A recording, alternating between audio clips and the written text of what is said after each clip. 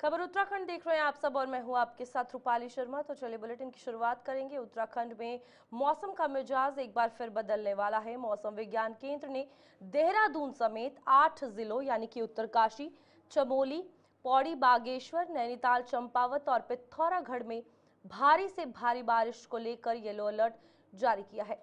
इन क्षेत्रों में तेज बारिश के साथ साथ बिजली गिरने की भी आशंका जताई गई है। वहीं अन्य जिलों में भी कहीं हल्की तो कहीं तेज बौछारें पड़ सकती हैं।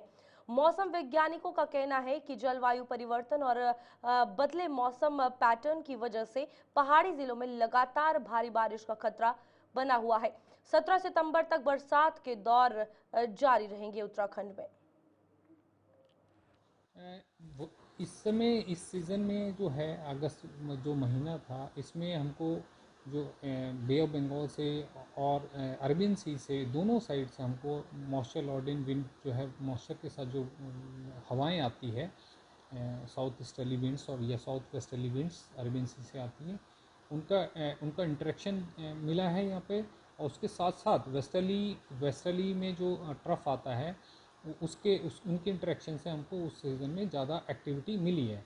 तो ये वेस्टर्ली में ट्रफ हमको फ्रीक्वेंट क्योंकि थोड़ा ज़्यादा मिला है, तो उसकी वजह से इंटरेक्शन भी ज़्यादा हुई है, उसकी वजह से ये ज़्यादा एक्टिविटी ऐसा अभी तक हमको हम जो एनालिसिस में लगा है वो ऐसा है। तो क्या सितंबर में भी इस तरह की चीज़ें देखने को मिलेंगी?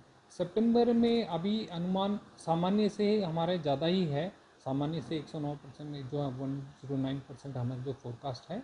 तो हम अभी तक जो अभी हमारा चल रहा है, अभी 10 दिन हो गए, 10 दिन का जो अभी भी फोरकास्ट की है वो भी हमारे अनुमान जो सामान्य से ज़्यादा बारिश रिकॉर्ड हुआ है। तो ऐसा लग रहा है कि इस सीज़न में भी अभी इस मंथ में भी सितंबर में भी थोड़ा हमको ज़्यादा बारिश मिलेगा। भले और इसका आशंका वेस्टर्लीज में ट्रफ आए कितना रहेगा वो अभी थोड़ा सा अनुमान लगाना मुश्किल होगा। उत्तराखंड में हालिया बाढ़ और भूस्खलन से मची भारी तबाही के बीच प्रधानमंत्री नरेंद्र मोदी देहरादून पहुंचे और आपदा की स्थिति का जायजा लिया। प्रधानमंत्री ने आपदा प्रभावित परिवारों से मुलाकात कर संवेदनाएं व्यक्त की और राज्य के लिए 1200 करोड़ रुपए की तत्कालीन वित्तीय सहायता की घोषणा की।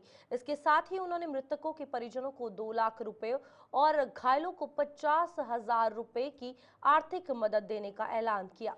प्रधानमंत्री ने कहा कि इस आपदा में जिन बच्चों ने अपने माता पिता को खो दिया है, उन्हें पीएम केयर्स फॉर चिल्ड्रन योजना के तहत शिक्षा, देखभाल और भविष्य की जिम्मेदारी केंद्र सरकार उनकी उठाएगी। उन्होंने आश्वासन दिया है कि हर प्रभावित परिवार को समय पर सहायता उपलब्ध करवाई जाएगी। तो प्रधानमंत्री के इस दौरे को लेकर अगर बात की जाए तो कुछ प्रमुख बिंदु रहे हैं, कुछ जरूरी बातें रही हैं, जिसमें सबसे पहले है कि उत्तराखंड को 1200 करोड़ की तत्कालीन सहायता जो है वो दी गई है। और इस बीच मृतकों को आपको बता दें कि 2 लाख रुपए दिए जाएंगे और घायलों को 50,000 का मुआवजा दिया जाएगा। अनाथ बच्चों के लिए पीएम केयर्स फॉर चिल्ड्रन से सहयोग मिलेगा। उनके भविष्य के लिए उनकी तमाम जिम्मेदारी केंद्र सरकार उठाएगी। पीएम ने प्रभावित परिवारों से मिलकर संवेदना जताई, दुख व्यक्त किया और हर तरीके की मदद का आश्वासन दिया। आपदा वीरों एनडीआरएफ, एसडीआरएफ की सराहना की क्योंकि लगातार इस आपदा में वो काम करते हुए नजर आए हैं। पीएम आवास योजना से जितने भी क्षतिग्रस्त घर होंगे उन्हें पुनः निर्मित किया जाएगा, दोबारा से बनाया जाएगा। ढांचागत पुनर्निर्माण में केंद्र सरकार जो है वो पूरी तरीके से सहयोग करेगी। लोगों का केंद्र पूरे तरीके से सहयोग देगा। केंद्रीय टीमें नुकसान का आंकलन करती हुई ग्राउंड लेवल पर नजर आ रही है। प्रधानमंत्री का आश्वासन, राज्य के साथ पूरा देश खड़ा है। उत्तराखंड में जितने भी लोग प्रभावित हुए हैं, प्रधानमंत्री का ये कहना है कि हर संभव मदद के लिए केंद्र के साथ साथ पूरा देश उनके साथ है। वहीं उत्तराखंड की आपदा प्रभावित क्षेत्रों का हवाई सर्वेक्षण करने के बाद प्रधानमंत्री नरेंद्र मोदी ने राज्य के लिए मात्र 1200 करोड़ रुपए की आर्थिक पैकेज का ऐलान किया। इस घोषणा को कांग्रेस ने बेहद निराशाजनक करार दिया है। प्रदेश कांग्रेस कमेटी के वरिष्ठ उपाध्यक्ष संगठन सूर्यकांत धस्माना ने कहा कि इतनी बड़ी आपदा के बीच ये पैकेज पहाड़ के लोगों के घाव पर नमक छिड़कने जैसा है। उन्होंने याद दिलाया कि वर्ष 2013 की आपदा के समय में डॉक्टर मनमोहन सिंह सरकार ने उत्तराखंड को 21,000 करोड़ रुपए का पैकेज दिया था। धस्माना ने कहा कि यह निर्णय मोदी जी के उत्तराखंड प्रेम की पोल खोलता है। देखिए, आज प्रधानमंत्री नरेंद्र मोदी जी जो उत्तराखंड के आपदा प्रभावित क्षेत्रों के हवाई सर्वेक्षण में आए और पूरे उत्तराखंड को उम्मीद थी, इतनी भयंकर आपदा पूरे पहाड़ में आई है। उत्तरकाशी के धराली, हरसिल से लेकर के यमुनोत्री से लेकर के गंगोत्री से लेकर के चमोली जनपद में थराली, देवाल, पूरा बद्रीनाथ का राष्ट्रीय राजमार्ग, हमारे रुद्रप्रयाग जनपद में, हमारे पौड़ी जनपद में, हमारे टिहरी जनपद में, हमारे पिथौरागढ़ के धारचूला में और कुमाऊं मंडल के अलग अलग हिस्सों में जो आपदा आई, उसकी जो इंटेंसिटी थी, उसकी जो व्यापकता थी, 2013 की आपदा की तरह ही नुकसान पूरे उत्तराखंड में हुआ। लोगों को उम्मीद थी प्रधानमंत्री जी आ रहे हैं, कोई बड़ा आर्थिक पैकेज राहत के लिए, मुआवजे के लिए, पुनर्निर्माण के लिए, पुनर्वास के लिए प्रधानमंत्री जी घोषित करेंगे, लेकिन 1200 करोड़ रुपया ये उत्तराखंड के साथ मजाक है। उत्तराखंड को कम से कम 20,000 करोड़ रुपया प्रधानमंत्री जी को घोषित करना चाहिए था, लेकिन दुर्भाग्य है उत्तराखंड के प्रति इतने लगाव की वो बात करते हैं। केदारनाथ जी, जब भी चुनाव होता है तो केदारनाथ जी आ जाते हैं, बद्रीनाथ जी आ जाते हैं, गंगा से वो अपना रिश्ता बताते हैं, उत्तराखंड से वो अपना प्रेम और लगाव बताते हैं, लेकिन पैकेज के नाम पर केवल 1200 करोड़ रुपया ये उत्तराखंड के लोगों के घाव में नमक छिड़कने जैसा है। हम इसकी निंदा करते हैं।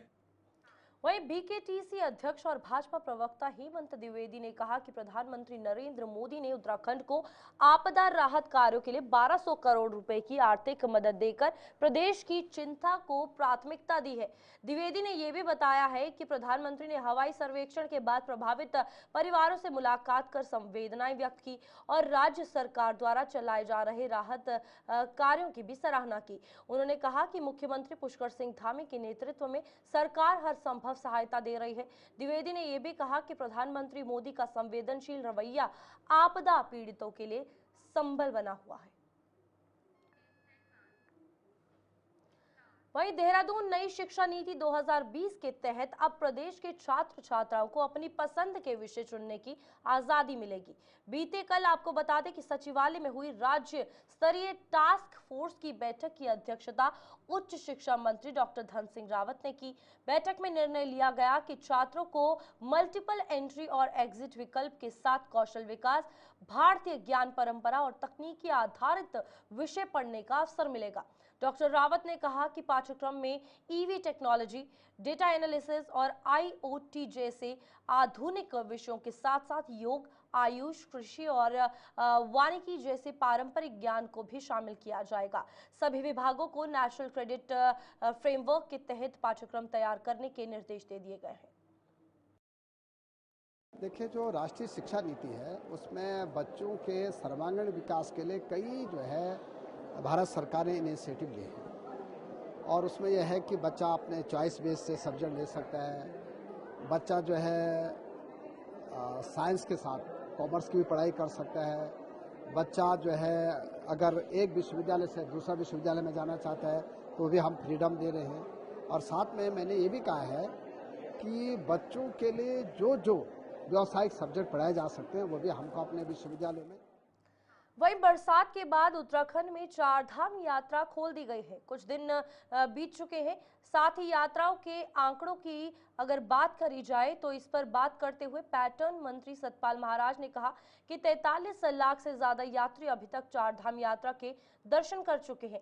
उन्होंने कहा, आपदा के बावजूद भी हमारे चार धाम यात्रा के श्रद्धालुओं में बढ़ोतरी हुई है। देश के अन्य राज्यों से आने वाले श्रद्धालुओं से उन्होंने अपील की कि चार धाम यात्रा पर अधिक संख्या में उत्तराखंड में वह लोग पधारे। 43 लाख से करीब आ चुके हैं यात्री, अपने आप में काफ़ी बड़ी संख्या है। आपदा के बावजूद भी इतने यात्री आए हैं। हम आगे चाहेंगे कि और भी यात्री आएँ और डाइवर्सिफाई किया जाए। इसमें और जो स्थानों में, कुमाऊं के स्थानों में, गढ़वाल के स्वर के स्थानों में, जो हमारे फर्स्ट विलेजेस ऑफ इंडिया है जैसे जादुंग है, मूसा गली है, इन सबको हम मानचित्र में लाएं।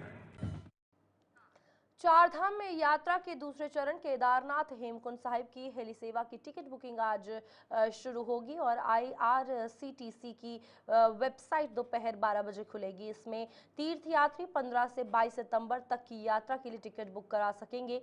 हेली सेवा संचालन शुरू करने से पहले जल्द ही DGCA की टीम निरीक्षण के लिए उत्तराखंड आएगी। केदारनाथ व हेमकुंड साहिब की हेली सेवा 15 सितंबर से शुरू करने की तैयारी कर ली गई है। इसके लिए 12 सितंबर यानी अगर बात की जाए तो 12 सितंबर से IRCTC की वेबसाइट टिकट बुकिंग के लिए खोल दी जाएगी। वहीं उत्तराखंड में बारिश थमने के बावजूद मुश्किलें अब भी बरकरार है। प्रदेश में 3 राष्ट्रीय राजमार्ग समेत 177 मार्ग मलबा गिरने और भूस्खलन के कारण बाधित है। सबसे ज्यादा दिक्कत पर्वतीय जिलों में आ रही है, जहां सड़कें बंद होने से लोगों की आवाजाही और आपूर्ति प्रभावित हुई है। प्रशासन और विभागीय टीमें लगातार मार्ग खोलने में जुटी हुई है, लेकिन बार बार गिरते मलबे से दिक्कतें बढ़ रही हैं। चंपावत और उधम सिंह नगर को छोड़कर बाकी लगभग सभी जिलों में सड़कें बाधित है, जिससे आमजन को राहत मिलने में अभी समय लग सकता है।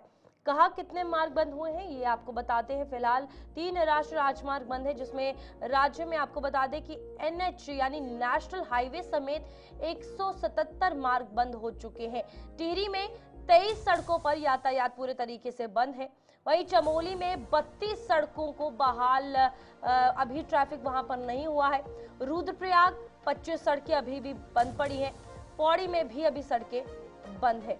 तो ये तमाम जगहें हैं जहां पर आपको बता दें कि पौड़ी में 12, उत्तरकाशी जिले में 21 सड़कें हैं बंद। देहरादून में 16 सड़कों पर यातायात बंद हो चुका है। पिथौरागढ़ में 18 सड़कों पर अभी भी जो सड़कें हैं वो बंद पड़ी हैं।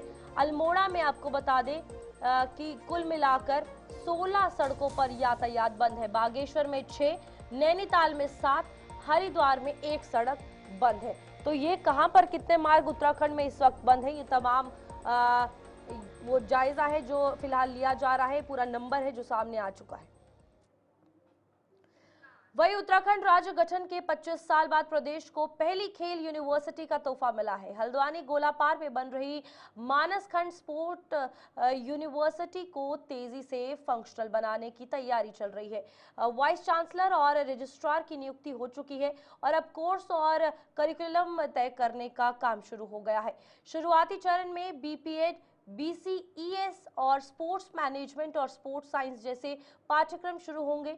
यूनिवर्सिटी का लक्ष्य है ओलंपिक स्तर के लिए खिलाड़ियों को तैयार करना और युवाओं के लिए करियर अवसर खोलना। चुनौतियां जरूर है, लेकिन उम्मीद है कि संस्था देश भर में अलग पहचान बनाएगी। यूनिवर्सिटी का चूंकि अभी हमारे पास जो एग्जिस्टिंग प्लेस है वो एक्ट पारित होने के बाद हमने UGC में अपना इसको रजिस्ट्रेशन भी करा लिया, वो भी एक उपलब्धि हुई हम लोग की, जल्दी करा ली। अब हमारे तमाम कमिटीज बनी है जो कि करिकुलम का डिसीजन करना और जैसे बोर्ड ऑफ गवर्नर की जैसे होती है बोर्ड ऑफ गवर्नर की मीटिंग वगैरह, इसके बाद हम तत्काल शुरू करेंगे जो भी हमारे इसमें एकेडमिक सपोर्ट के लिए जो स्टाफ चाहिए, टीचिंग स्टाफ और सपोर्ट स्टाफ, उनके साथ में जिन बच्चों की वहाँ पे एडमिशन्स होने हैं उसके प्रोसेस को डिफाइन करना, ये सब प्रोसेस हमारा अभी चल रहा है। लगातार मीटिंग चल रही है। मैं 3 दिन हल्द्वानी गोलापार में ही हमारा जो कार्यालय है VC का, वहीं से कार्य कर रहा हूँ। सर, कई हमारे तमाम जो भी कोर्स होते हैं, BPEd का है, चाहे BPES है, चाहे बिजनेस स्पोर्ट्स मैनेजमेंट का हुआ, चाहे स्पोर्ट्स साइंस हुआ, इसमें हम लोग इसी पे विचार कर रहे हैं कि कौन सा विषय ज्यादा अच्छा रहेगा, जिससे कि क्योंकि उत्तराखंड का अगर देखें तो अभी राष्ट्रीय खेलों के बाद एक खेल का जो फीवर होता है वो बढ़ा है, खेल के प्रति जागरूकता बढ़ी है। और हम लोग पिछले कुछ दिनों में देखे हैं जिस तरह से हमारे नेशनल लेवल के इतने सारे गेम्स ऑर्गेनाइज हुए हैं, 2 एशियन चैंपियनशिप ऑर्गेनाइज हुई है, तो इससे ऐसा प्रतीत था कि यहाँ पे भी खेलों को लेके काफी उत्सुकता है। तो इसलिए मुझे पूरी उम्मीद है कि जब भी हमारा कोर्स शुरू होता है उत्तराखंड में आने के लिए। उत्तराखंड साहसिक पर्यटन में लगातार नई ऊंचाइयों को छू रहा है। इसी कड़ी में टिहरी जनपद की देवप्रयाग विधानसभा क्षेत्र की कीर्तिनगर में एक और पैराग्लाइडिंग साइट को मंजूरी मिल गई है। बागसैंड पैराग्लाइडिंग साइट को तमाम औपचारिकताओं और तकनीकी निरीक्षण के बाद स्वीकृति प्रदान की गई है। स्थानीय विधायक विनोद कंडारी ने इसके लिए उत्तराखंड सरकार और पर्यटन विभाग का आभार जताते हुए कहा कि इस कदम से उनकी विधानसभा में पर्यटन और रोजगार के नए अवसर खुलेंगे। वहीं मंजूरी मिलने के साथ ही एडवेंचर कंपनियों से आवेदन भी आमंत्रित किए जा चुके हैं। खटीमा कोतवाली परिसर में आयोजित मिशन संवाद भी कार्यक्रम में आईजी कुमाऊं रिद्धिमा अग्रवाल ने जनता दरबार और सैनिक सम्मेलन के जरिए लोगों और पुलिसकर्मियों की समस्याएं सुनी। जनता दरबार में महिला सुरक्षा, अराजकता और यातायात अव्यवस्था, नशाखोरी और साइबर अपराध प्रमुख मुद्दे रहे हैं। आईजी ने ड्रग फ्री उत्तराखंड को मुख्यमंत्री का सपना बताते हुए इसे साकार करने में भी सभी की जिम्मेदारी बताई है। यहाँ पर आज काफ़ी शिकायतें प्राप्त हुई। जनपद उधम सिंह नगर द्वारा नशे के विरुद्ध अच्छी कार्रवाई आज तक की गई और आगे भी इस कार्रवाई को हम कंटिन्यू करेंगे। माननीय मुख्यमंत्री जी के निर्देशानुसार ड्रग्स फ्री देवभूमि हमें बनानी है और इसीलिए आज जो विचार विमर्श हुआ इस जनता दरबार में, पुलिस जितना प्रतिबद्ध है नशे को रोकने के लिए, उतना ही सहयोग हमें जनता से भी चाहिए। और आपके यहाँ, आपके क्षेत्र में जहाँ जहाँ ऐसी समस्या हो, जो लोग आदी हो नशे के, उनकी सूचनाएं आप पुलिस से शेयर करें तो त्वरित कार्रवाई इसमें की जाए। साथ ही साथ जो हैबिचुअल ऑफेंडर्स हैं नशे से कि उनके विरुद्ध हम कार्रवाइयाँ कर रहे हैं, उनके विरुद्ध हम हिस्ट्री शीट्स खोल रहे हैं, उनके विरुद्ध गैंगस्टर्स में कार्रवाई की जा रही है, जिसके तहत उनका सख्त से सख्त जो है न्यायालय से उनको पनिशमेंट मिल सके। जो मामले आए हैं क्योंकि माननीय न्यायालय के निर्देशानुसार पहले काउंसलिंग कराने का प्रावधान है, तो प्रयास यही रहता है कि हम 3 बार एटलीस्ट काउंसलिंग कराएं दोनों पक्षों की, और काउंसलिंग के बाद भी अगर उनका पारिवारिक सुलह नहीं हो पाता है तो अग्रिम विधिक कार्रवाई की जाए। अग्रिम कार्रवाई में कहीं ये शिकायत आई है कि कुछ केसेस काफ़ी समय से पेंडिंग हैं, जिनको त्वरित निस्तारण करने के निर्देश दिए गए हैं और इसका फॉलोअप रेंज कार्यालय से किया जाएगा। देखिए, आज जितनी समस्याएं आई हैं तो हम लोगों ने उसको फॉलोअप करके उसका त्वरित निस्तारण करने के निर्देश दिए हैं और मैं अपेक्षा यही करती हूँ जो यहाँ पर सभी अधिकारी मौजूद हैं, सबसे वार्ता के बाद हम लोगों ने जिस समस्या में टीम गठित किए जाने की आवश्यकता थी, जिस समस्या में विवेचक को निर्देश दिए जाने की आवश्यकता थी, उसके अनुरूप कार्रवाई करते हुए 1 माह के भीतर खटीमा की जनता को हमारा प्रयास रहेगा एक पॉजिटिव आउटकम दिखे। ये नेपाल में जो दुर्घटनाएं हो रही हैं और जितनी वहाँ कैजुअलिटीज़ और इंजरीज हुई हैं, कहीं ना कहीं नेपाल के कुछ जनपदों से हमारे जनपद उत्तराखंड के भी लगते हैं, बॉर्डर डिस्ट्रिक्ट। हमारा प्रयास ये है कि जनपद पर भारत सरकार और राज्य सरकार के निर्देशों के क्रम में और अपेक्षा अनुसार सुदृढ़ पेट्रोलिंग की जाए, वहाँ पर गश्त स्ट्रॉन्ग रहे, एसएसपी और लोकल पुलिस के साथ की जा रही है। साथ ही साथ मकसद ये है कि किसी भी प्रकार के criminal elements cross border movement ना करें, नेपाल से भारत में दाखिल ना हो। जितना संज्ञान में आया है कि वहाँ पर काफ़ी जेल ब्रेक भी हुए हैं, कुछ अपराधी किस्म के लोग भी वहाँ से फरार हुए हैं, तो अपराधी हैं, वो भारत या नेपाल का नहीं है। और अगर अपराधी वहाँ से फरार हुए हैं तो उनको शरण हिंदुस्तान में, भारत में नहीं दी जाए, यही एक प्रयास है। पुख्ता करने के लिए हमारा प्रयास ये है जॉइंट पेट्रोलिंग जो बढ़ाई गई है एसएसबी और पुलिस के बीच में। साथ ही साथ क्योंकि वन क्षेत्र है तो हम लोगों ने वन विभाग के रेंजर्स, उनके फॉरेस्ट गार्ड्स के साथ भी समन्वय स्थापित करते हुए कार्रवाई कर रहे हैं। और उसके साथ साथ अगर हम लॉन्ग टर्म देखें कि हमारा पोरस बॉर्डर है, हर जगह बैरियर्स नहीं है, हर जगह चेकिंग संभव नहीं है, तो इसलिए अगर वहाँ पर हम सीसीटीवी सर्वेलेंस बढ़ाएं तो इस ओर भी प्रयास किया जा रहा है कि हम जनपदों से इस संबंध में प्रस्ताव उत्तर प्रदेश से। देहरादून जिले में मातृ और शिशु मृत्यु दर को लेकर चिंताजनक आंकड़े सामने आए हैं। समीक्षा बैठक में एक बड़ा खुलासा हुआ है कि अप्रैल से जुलाई तक 18 गर्भवती महिलाओं और 63 नवजात शिशुओं की मौत हुई है। सीएमओ मनोज कुमार शर्मा के अनुसार जिले की मातृ मृत्यु दर 42 है और जो राज्य और राष्ट्र स्तर की तुलना में कम है। हालांकि मौतों का बड़ा कारण अन्य जिलों से इलाज के लिए आई महिलाओं और समय से पूर्व जन्मे व कम वजन वाले बच्चों को बताया गया है। स्वास्थ्य विभाग ने इन आंकड़ों को गंभीर मानते हुए अधिकारियों को सख्त निर्देश जारी कर दिए हैं। 81 बच्चा की मौत के संबंध में, उसमें से जो 63 हैं वो हमारे बच्चों की डेथ हुई है, 0 से 5 साल के बच्चों की, और जो 18 जो है वो मातृ मृत्यु जो है वो रिपोर्ट की गई। इस 18 में से सिर्फ जो 6 जो हैं वो हमारे देहरादून के जो निवासरत जो माताएं थी उनकी डेथ हुई है। बाकी जो 12 हैं वो अन्य या तो जनपदों से हैं या अन्य प्रदेशों से जो है इलाज कराने के लिए आई थी वो है। तो इससे हम बात करें तो 6 सिर्फ हमारी मातृ मृत्यु देहरादून जिले की है अंदर की, और 63 जो है हमारी वो बच्चों की 0 to 5 ईयर्स की जो है उसमें वो मृत्यु हुई। देखिए लगातार हमारे द्वारा इसमें समीक्षा भी की जाती है, और जहाँ तक हम मात मृत्यु की बात करें तो एक तो हाई रिस्क प्रेगनेंसी को समय से पहचानना, और उसके बाद समय से उनका संबंधित जहाँ अस्पताल में इलाज हो सकता है वहाँ उनको रेफ़र किया जाना। जो हमारे डिलीवरी पॉइंट हैं उनको स्ट्रेंथन किया जाना, वो हम कर रहे हैं कोशिश कि हमारे जो डिलीवरी पॉइंट हैं उनको हम स्ट्रेंथन करें। और जो मरीज़ का जो रेफरल है वो नियमानुसार हो, टाइम से रेफरल हो, रेफरल के लिए समय से उसको वाहन उपलब्ध हो जाए, और जहाँ पे उसको रेफ़र किया जा रहा है वहाँ उस अस्पताल में भी बात कर ली जाए कि वहाँ पे सुविधा उपलब्ध है कि नहीं है, जिससे कि मरीज़ का समय खराब ना हो। तो इन सब चीज़ों का प्रयास जो है लगातार किए जा रहे हैं इम्प्रूव करने के लिए। और आप देखेंगे कि इसी का फल है कि देहरादून जिले का अगर हम बात करें तो पूरे उत्तराखंड के कंपेरिजन में और देश के कंपेरिजन में मातृ मृत्यु भी और शिशु देहरादून संभागीय परिवहन विभाग की समीक्षा बैठक में प्रवर्तन कार्यों के आंकड़े जारी किए गए हैं, जिनमें चालान और कार्रवाई में उल्लेखनीय बढ़ोतरी दर्ज की गई है। संभागीय परिवहन अधिकारी संदीप सैनी ने बताया कि वित्तीय वर्ष 2025-26 में अगस्त तक 62,509 वाहनों के चालान किए गए हैं, जो पिछले साल की तुलना में 33% ज्यादा है। वहीं 3,377 वाहन बंद किए गए, इसमें 24% की वृद्धि हुई है। प्रशमन शुल्क से आपको बता दें कि 9.52 करोड़ रुपए प्राप्त हुए हैं, जो पिछले वर्ष से 22% अधिक है। बैठक में अधिकारियों को निर्देश दिए गए हैं कि नशे में गाड़ी चलाने वालों, नाबालिग चालकों और बकाया वाहनों पर सख्त कार्रवाई हो।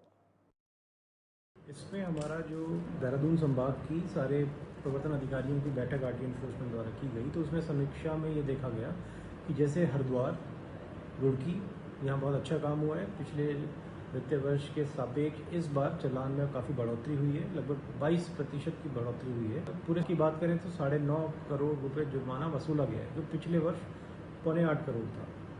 गाड़ियों के चालान की संख्या बढ़ी है, बंद की संख्या बढ़ी है, लेकिन एक चिंता की बात यह है कि बहुत से लोग अभी भी मल्टीपल ऑफेंस कर रहे हैं। मतलब अगर हेलमेट की बात करें, जिससे सड़क दुर्घटना में एक्सीडेंट होते हैं, हेलमेट नहीं पहन रहे हैं, ओवर स्पीडिंग कर रहे हैं, तो उस पर हमारा फोकस बना रहेगा कि कैसे हम उसको चालान के थ्रू, काउंसलिंग के थ्रू हम उनको समझाएं कि आपको ये सड़कों को सुरक्षित रखना है, क्योंकि आपका फैमिली भी पूरा डिपेंडेंट है आप पे, तो उसके काउंसलिंग के चलिए, बुलेटिन में अभी के लिए इतना ही। खबरें आगे भी जारी रहेंगी, आप देखते रहिए गुलिस्तान न्यूज़।